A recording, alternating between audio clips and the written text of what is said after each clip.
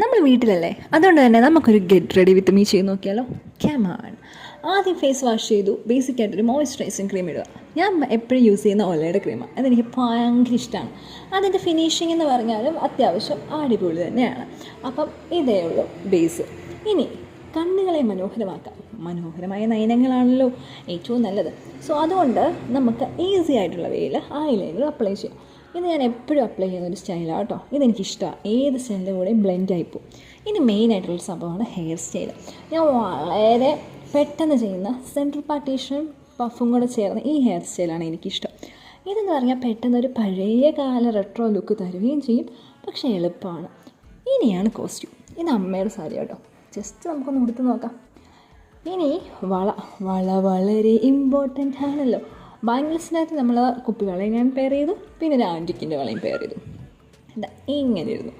ഇനി എന്താ വേണ്ടത്? പൊട്ട് തൊട്ടു. ഇയറിങ്സ് ഞാൻ ജുംകിയാണ് യൂസ് ചെയ്തത് കേട്ടോ. എനിക്ക് ജിമിക്കീസ് ഒരുപാട് ഇഷ്ടമാണ്, അതുകൊണ്ട് തന്നെ എനിക്ക് ഒത്തിരി കളക്ഷൻസും ഉണ്ട്. എനിക്ക് തോന്നുന്നു ഇത് കുറച്ചുകൂടെ നല്ലതാണ് ഇതിൻ്റെ കൂടെ.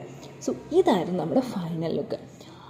അങ്ങനെ എനിക്ക് കണ്ടപ്പോൾ ഒരു നാടൻ കുട്ടിയൊക്കെ ആയിട്ട് തോന്നി. നിങ്ങൾക്ക് എങ്ങനെയൊക്കെ തോന്നുന്നതെന്ന് കമൻറ്റ് ചെയ്യണം.